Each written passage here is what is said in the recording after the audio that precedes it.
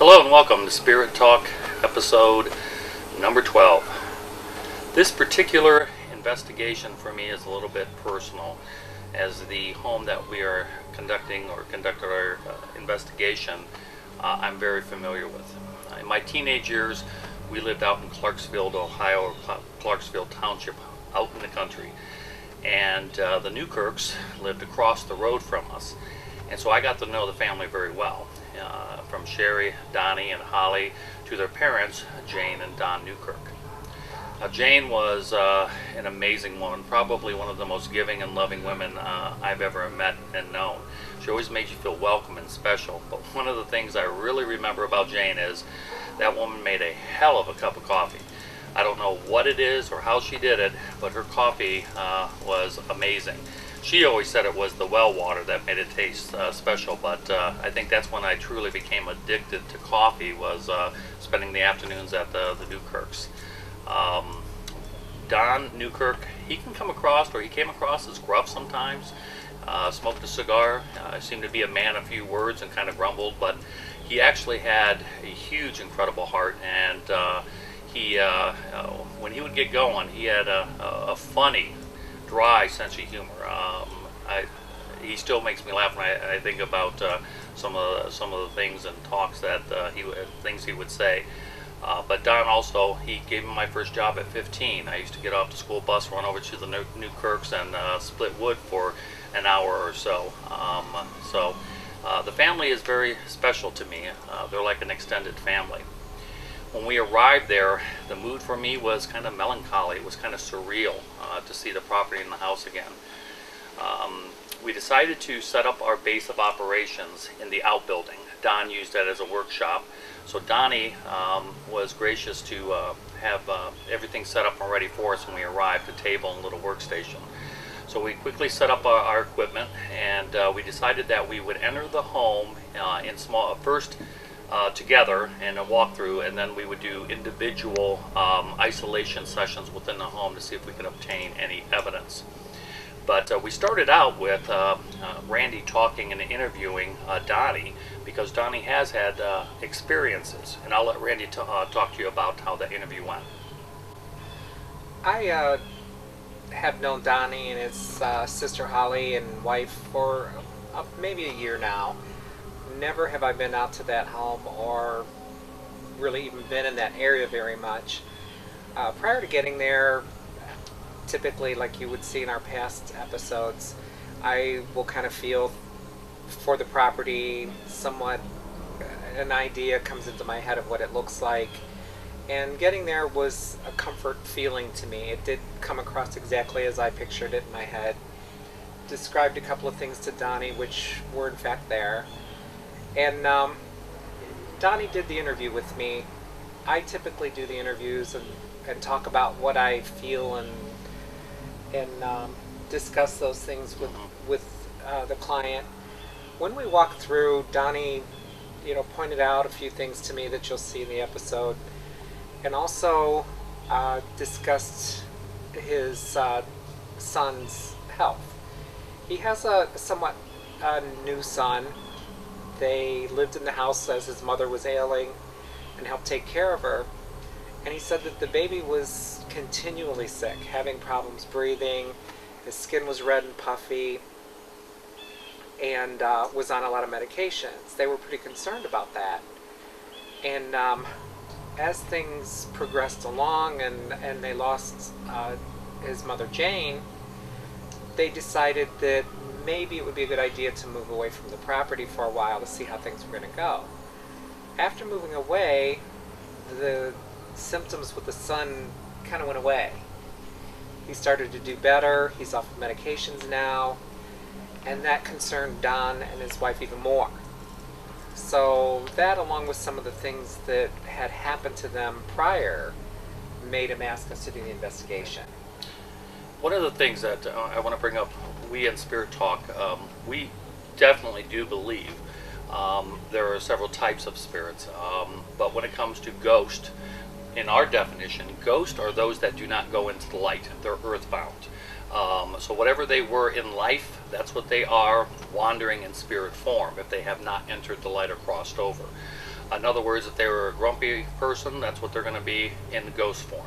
If they cross over, the other thing about crossing over, we believe, and we have quite a bit of evidence that supports this, that those that cross over in the light are pretty much able to communicate anywhere. Those that are earthbound, if there's a ghost at this house in Clarksfield, that's a ghost, earthbound. When we drive away, unless they're in that car with us when we leave, they have no idea what we're doing, where we're going from that point on. It's just as if they're human. Those that go into the light are aware of their loved ones' thoughts and what their loved ones are doing all the time.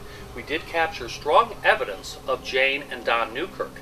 And what makes this investigation to me so incredible is we actually caught direct communication from Don when Randy was talking that indicates that he's in the light.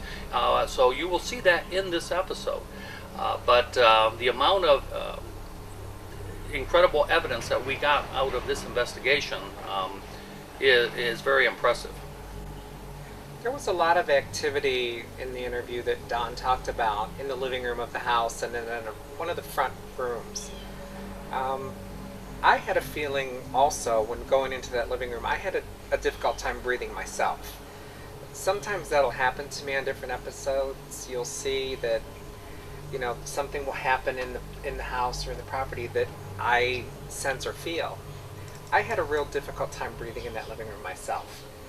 And I expressed that to Donnie, and he said, well, my father actually passed right in this living room and had a real difficult time breathing. And that was pretty much on the spot that you were standing.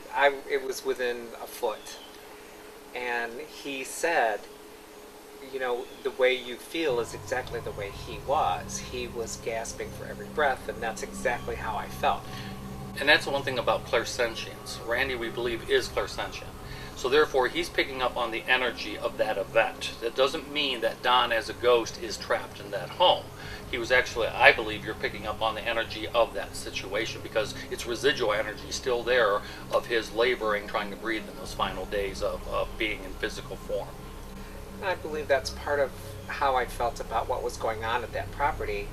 That, and I expressed this to Donnie, I felt like there were several spirits around that property and not just hanging out there. It was almost like coming and going, almost as if they felt as comforted there as you did, right, having a cup of coffee. That, in the interview, Donnie told me that a lot of people in that general area either knew each other, were somewhat distantly related, or just stopped to visit, that there was always something going on there. And that's the way I felt, that these spirits felt that this was a comfort spot for them. It was almost like coming and going, and that's what I sensed. So we're going to begin and show the interview now, and let Donnie tell you about his experiences from his viewpoint.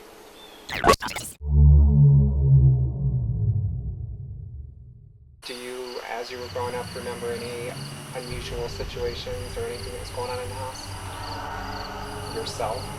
Not with me, no. But my mother would talk about seeing people that had passed.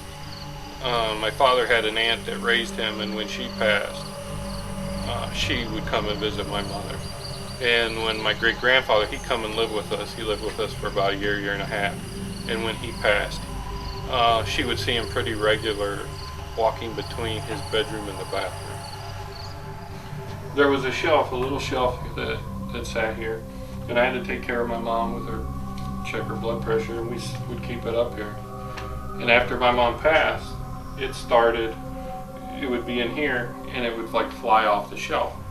And one night my wife and my sister were in the other room, and nobody was in here. And it flew off and it landed on the other side of the register, and it did it like 3 times that night. And since then, it's done it pretty regular. I was sitting on the couch one time, and it didn't scare me, but this is the thud. And it's a pretty tight house, you don't have much wind, and it was cold out when it started doing this. And with the registers, they're way over there, so you can't feel the air over here. And the thud would start spinning, and it would start slow. It wouldn't be like this, or it wouldn't be like this. It would move in a circle like that, okay? And then it would stop, and then it would turn around and spin the other way. No heat was on, there were no windows open. Always checked all that. In fact, I thought somebody was in there, and I would get up and check, and you wouldn't see anything. It would stop. And it did that quite a few times, and all the family heard that. And then you would start hearing the doorknob turn, and it would open up. And you could actually watch it turn, and the rest of the family seen that also, but it would only open up about this much. After the walkthrough, or actually during the walkthrough with Donnie and Randy going through in the living room, I went into the kitchen with Kim and other members of our team, my sons, Adam and Chuck and Glennie, and we got some very unusual EMF readings.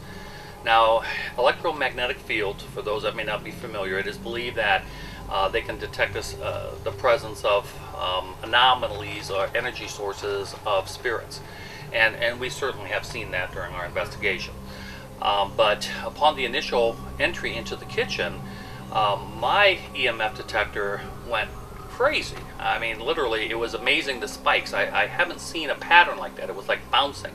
Yet what was interesting, Glennie, who was following a few steps behind me, his was registering, but not as strong. But when he moved his EMF to my personal space, his lit up just the same way as mine did. Now we're standing in one spot. Now as I walked away or walked towards the back of the kitchen, mine continued full strength, his declined. So whatever this energy source was, it was pretty obvious visually that it was surrounding me and following me. And that was highly unusual compared to some of our other investigations. For example, in Shalersville, we got virtually 0 EMF hits. Chuck had one slightly in the bathroom in the upstairs of that farm home, but that was it. But yet we got amazing amounts of communications from spirits. Another one was the dentist office. Yeah, there was a lot going on at the dentist office, even with a complete blackout of power. We completely had the power shut down on that building, including the backup generator, and we still had high EMF readings. Now, what made this one a little bit unusual is as you will see in the upcoming scene, the way that it was fluctuating, but after that scene, we got the EMF no longer registered whatsoever after that initial entry into the home. The only other time I've seen that sort of EMF reading was we had been in Mohican area, Mohican River Reservation area, and we found an old cemetery up in the woods. Just some friends had said, "Oh yeah, we ran across this cemetery," and we went up there, and we had EMF and we had recordings, and we were near a particular headstone. Couldn't make out the name of it; it was so old. But we had the EMF, and it did the same thing. We had a high EMF reading, and it lasted only a couple of minutes while we were asking questions, and it was gone. This cemetery was up in the middle of nowhere. There were no power lines, there were no homes, nothing near this. So to get a reading where there's nothing, Right. indicates to me that there was spirit activity. Something paranormal. I felt as though the reading we got in that kitchen might have been from possibly Jane. The Yeah. kitchen was her area of the home. Could be. But we're going to show that to you now.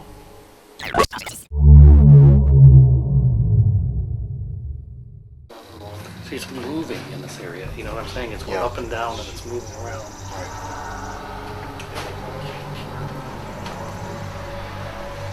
Yeah, we're getting her. See, I'm following it. See, Right.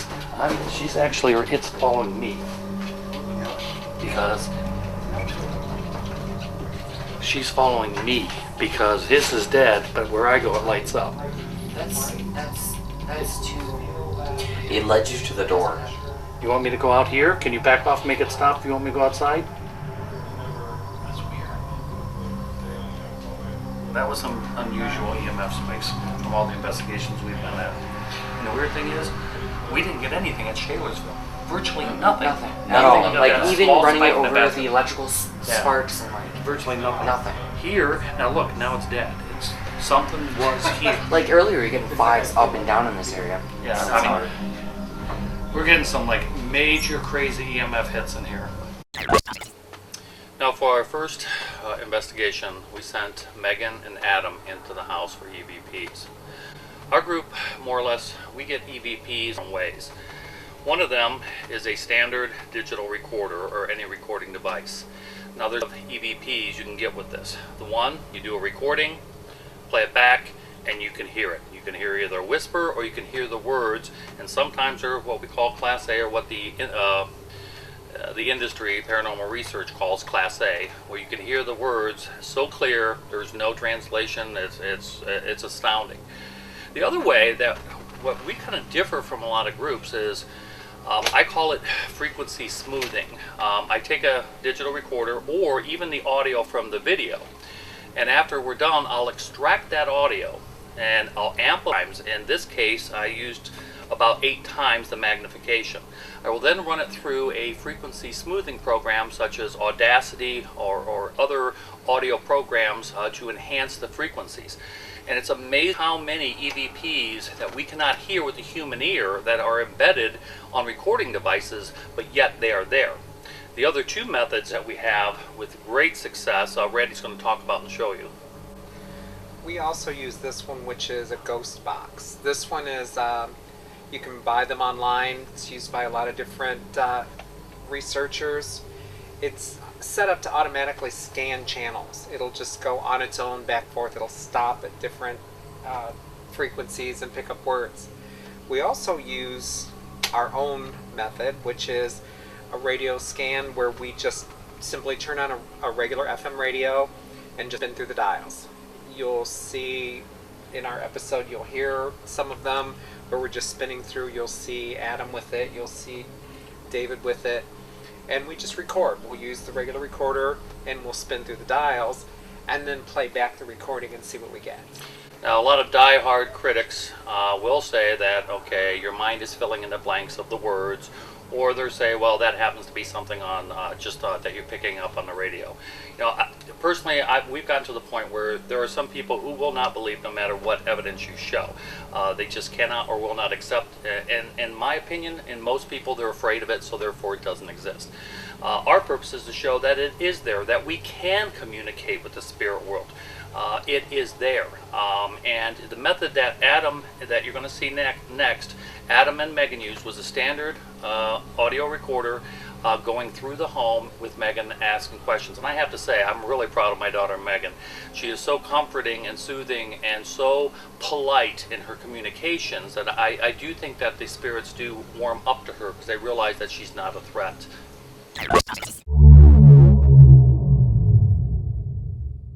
Well, I mean, I know the floor's a little unsteady, so it could be vibrations and one of them hit it on the way out. Now, what we have here is, as he said earlier, the dogwood used to swing. There's no wind, the fan hasn't been on, and it seems that it's moving.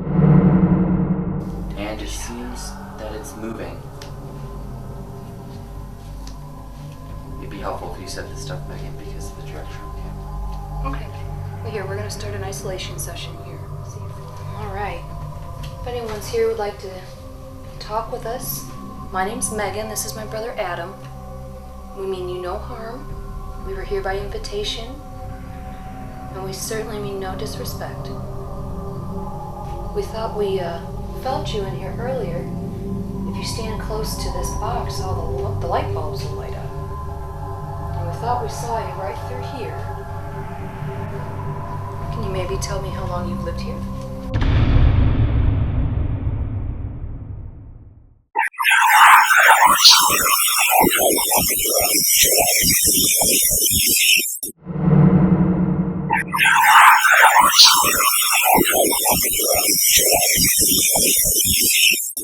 You don't have to be afraid. We can't hurt you. We don't want to hurt you. We thought maybe you'd like some visitors. Some company.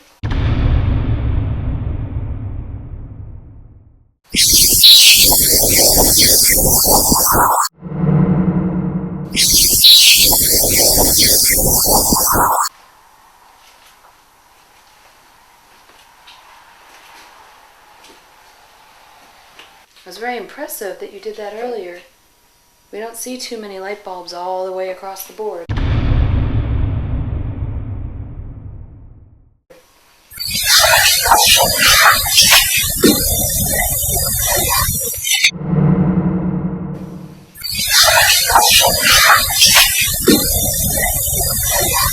I apologize because I feel like I forgot a crucial question when you meet someone.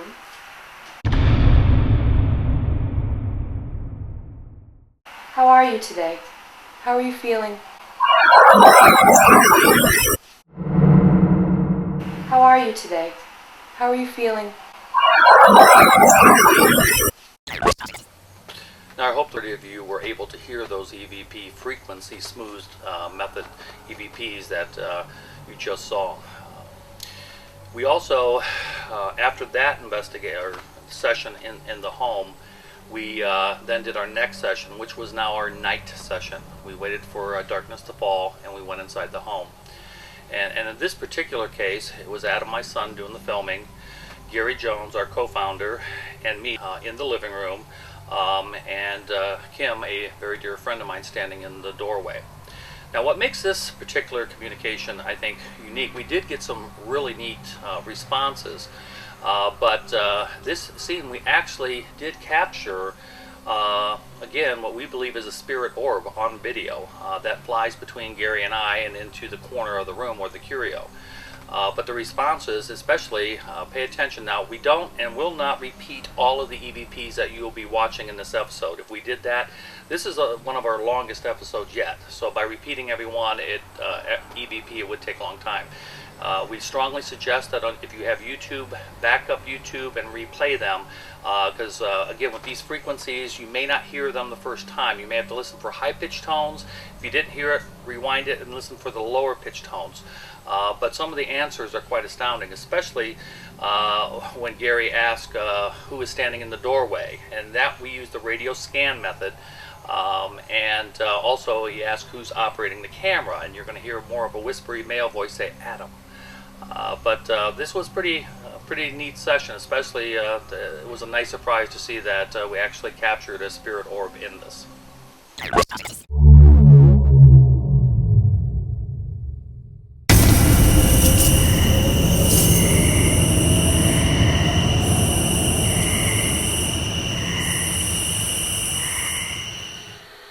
Our Are there any spirits in this room? Did you hear that? What's that? He's a sensitive.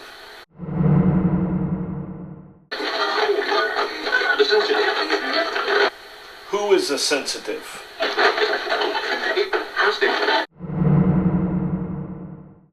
Who is a sensitive? Can you talk to David?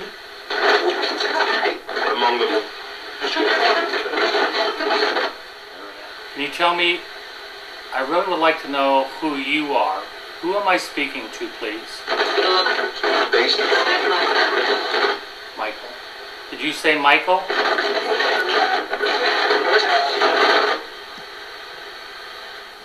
Michael, what is your last name?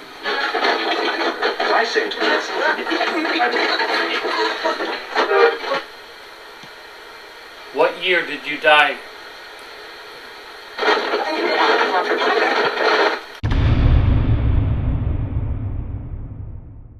What year did you die?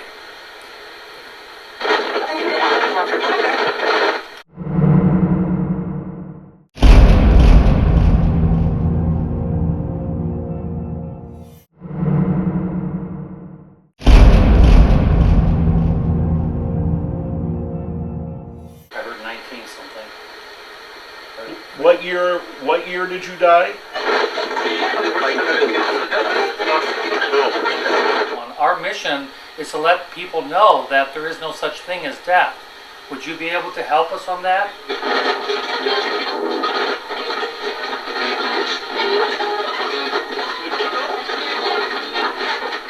Who is standing in the doorway of the kitchen? I swear I I heard heard Kimmy. Kim. Yeah. I heard Kim or Kimmy. Did you hear that, Kim? Female voice. Yeah. Or It child was voice. Kimmy or Kim. Who is operating the camera? I just got chills down my spine. Like Guiding something touched spirits? Is there a negative presence here you're trying to protect us from? Yes, there is. I just You hear got that? chills down my spine. It's like somebody's touching my shoulder. You're okay. Who is touching him?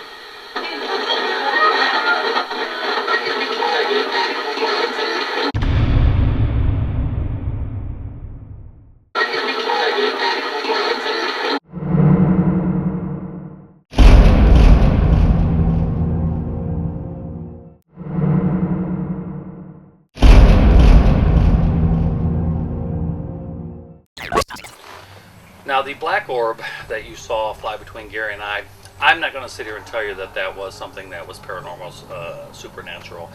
You know, for me, the jury's out. That could have been, I guess, a moth or an insect. I don't know.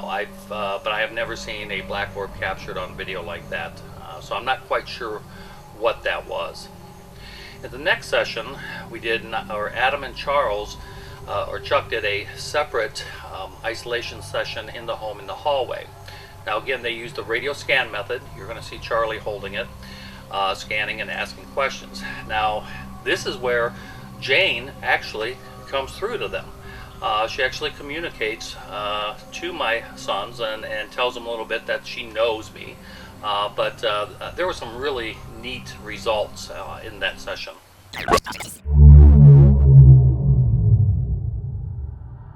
FM? Okay. MHC. To all spirits here, we're going to try and communicate through the radio voice scan method. Starting now, I'll ask a question, and then we'll come with the radio. Is there something you want to say to us?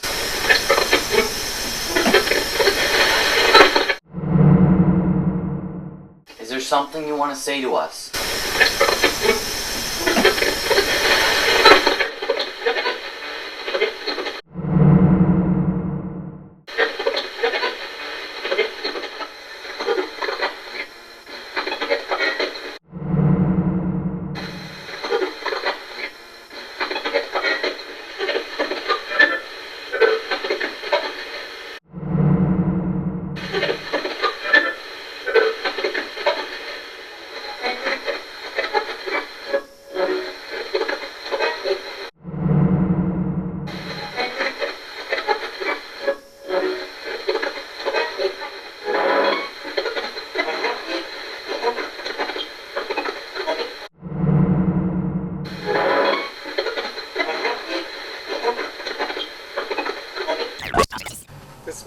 you're going to see an investigation back in the living room again.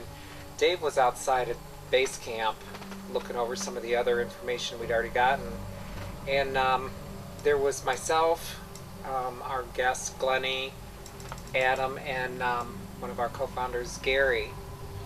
And I was having a real rough time breathing. I literally felt like I was struggling for every breath. And Gary was actually asking, you know, was there a problem breathing? Why was Randy having trouble breathing? And we got some pretty good EVPs about that. Also, along that period of time, I felt like a tap or something brushed or touched my shoulder, and you'll actually see in the video where it startled me enough that I turned to look and see what was going on. Again, it was dark, so it was difficult to see, but I did sort of catch a glimpse out the corner of my eye of just something dark moving very quickly. And it went towards the hallway. And that's what you'll see in the video, was my quick turning towards the hallway. The other thing that, in analyzing the audio of this piece, that I found profound when Gary, and the recordings on this that Gary was using, or the device that he was using to obtain EVPs, was the ghost box. And I have to admit, up until this particular investigation, I haven't been all that impressed with the ghost box because it's so fast, and we've had some results, but nothing really astounding. But this investigation kind of changed my mind. In the ghost box session, we actually have Jane and Don identify themselves. We have an EVP that says Jane Newkirk. We have an EVP that says Don Newkirk, and he whispers it so it's a little bit softer. So that was, to me, pretty darn astounding. The other thing, there were two other names that came up in this session. Was a Bridget and a Michael, both who gave their last names. Now, they weren't back to back, but we got Bridget Ford is coming, which you're going to see, and then we got also Mike Ford. Now, 3 times in this investigation, we got 2 Michaels and 1 Mike. Whether they're the same Ghostbound, I don't know, or Earthbound. I'm not sure who these people are, and unfortunately, records out there in the country, it's just so hard. And I know that years ago, it used to be an RD, Rural Drive number with a box, and now it's changed. So those changing of address over the years makes it very difficult to research any history on the property. And this property, going back to early 1800s, it would be really difficult to try to find that out. But we are working on that. I'm not sure that we will ever find out if there was a Ford family that lived there. But it was a pretty, I think, pretty eye-opening session, especially with the way you felt. In fact, Randy was so shaken up that after that session, when he came out of the home, he had to go sit in the car and recline the seat to try to recoup. Yeah, it was very difficult to breathe, and it also kind of made me feel like, and you'll see in the video that I was actually saying it's okay to go, because I felt like there was a possibility of Don there. You know, I was feeling his difficulty breathing, not knowing if he had crossed over or not. I just felt, you know, the urge to tell him it was okay and not to suffer. And what we got here, I think, is one of the most crucial or most important evidence we have had in our time doing these investigations. We get a direct response that makes reference to the light, and it substantiates what our team believes as far as the difference between earthbounds and those that have crossed over. This is a pretty profound, in our opinion, piece. But the other thing that you're going to see in this clip, in this session, again, we capture another orb that you have to watch quickly, because it'll go past the frame in the lower corner, but it's definitely what we believe is a genuine spirit orb.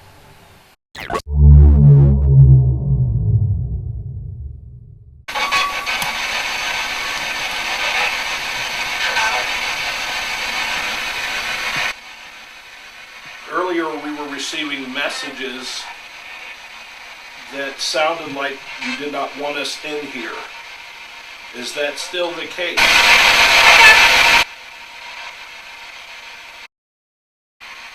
Why are you hear?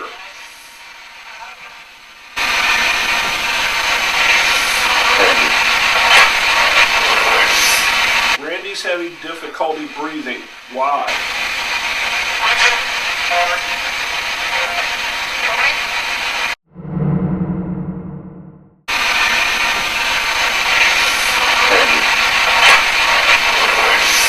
Randy's having difficulty breathing. Why?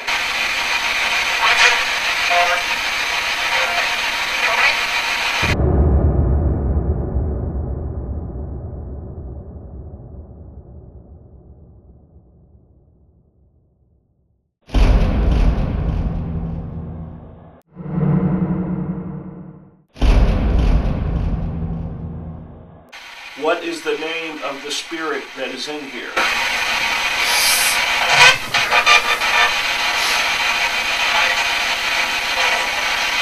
How many spirits are in here with us? 7. What are your names?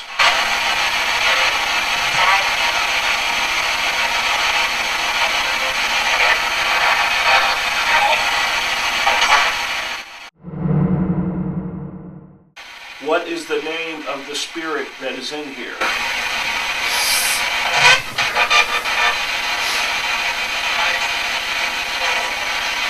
How many spirits are in here with us? 7. What are your names?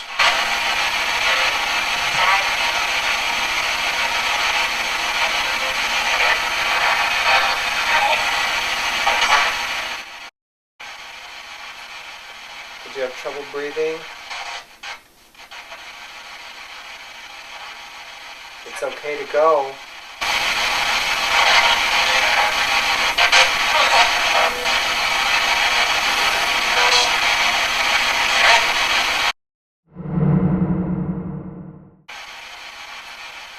Did you have trouble breathing?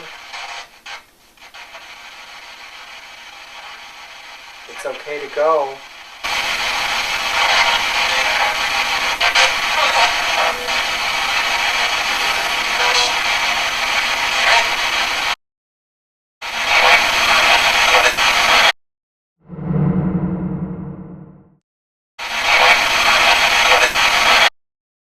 Can you go near Glennie?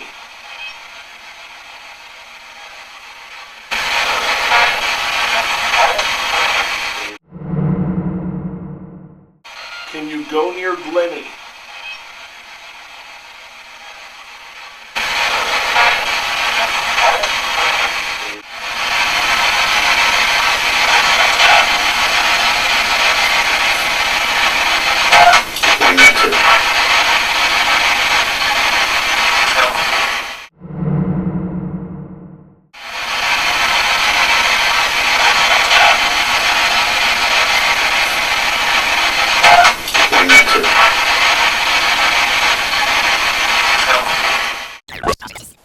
Now for the next group that went in to do an isolation session was my son Chuck and Adam and our guest investigator Glennie. Now what's interesting, as you saw in the previous piece, we got an EVP that says, "I don't like Glennie." Once again in this session, right off the bat, and this is using the radio scan method, there was a spirit there for whatever reason, particularly did not like Glennie. Sorry Glennie, but you know why, we don't know. But it's pretty clear that they wanted to make that known. Also what happened is there was a thud. Now we did not capture or did not pick up on the audio of this video or camera, and partially I think the reason that is this camera has a directional mic, so therefore outside sound it doesn't pick up very well. But Adam, as you can tell by his voice tone, was quite rattled by this thud. And when Glennie asked who pounded on that wall, there's a direct response that says, "It was me." Did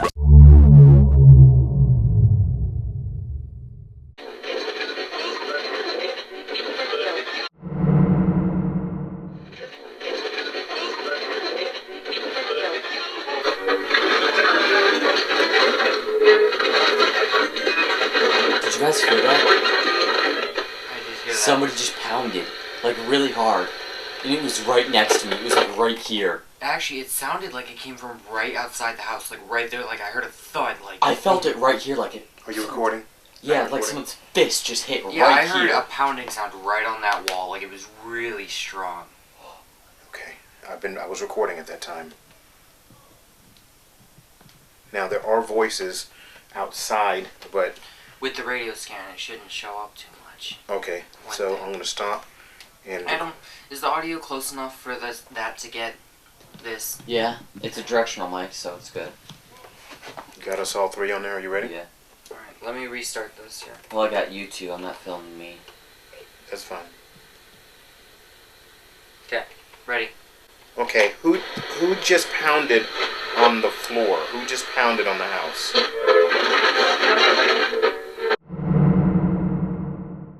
Okay, who just pounded on the floor? Who just pounded on the house?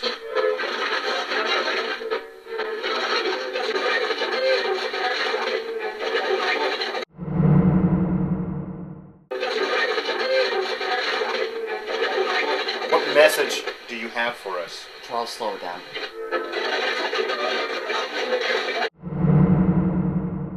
What message do you have for us? Charles, slow it down.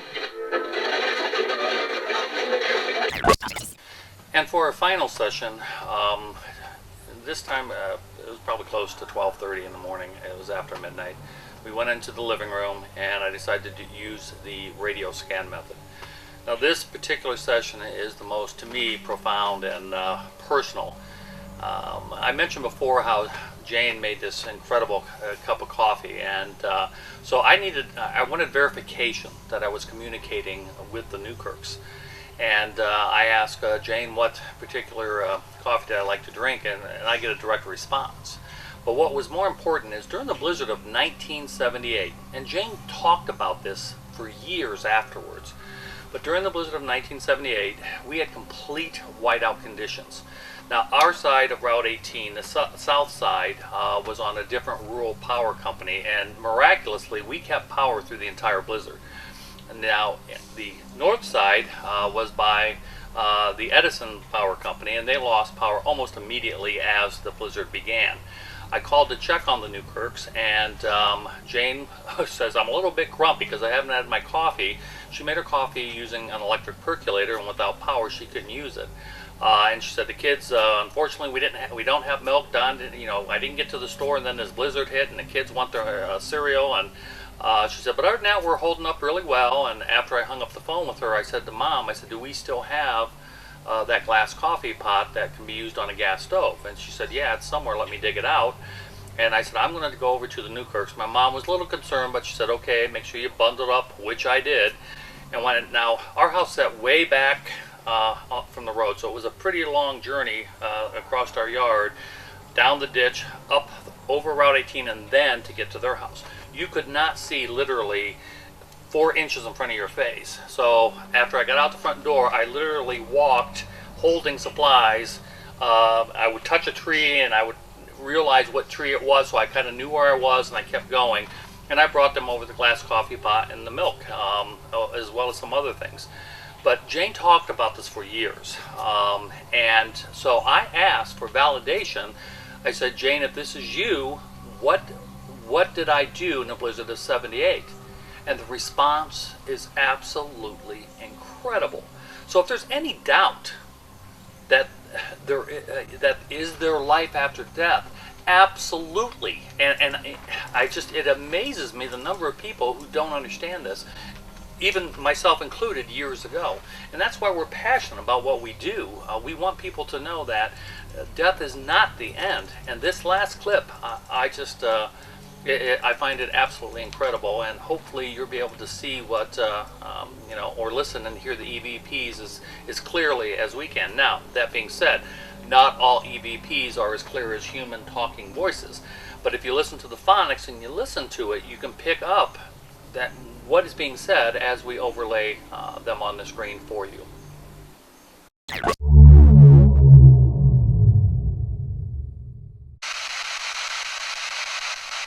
Jane, do you know who I am?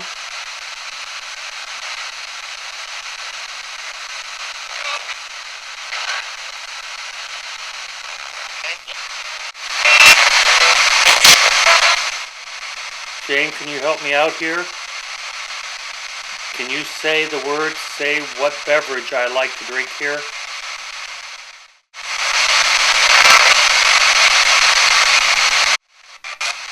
Do you remember in the blizzard of 1978 what I did?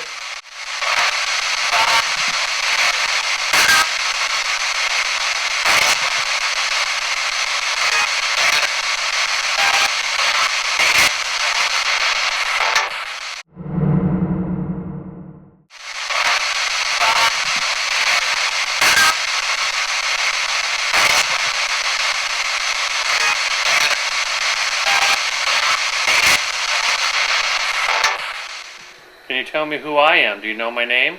Yes, you. Can you say my name, please?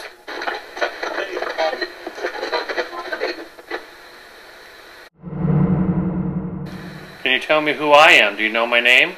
Yes, you. Can you say my name, please?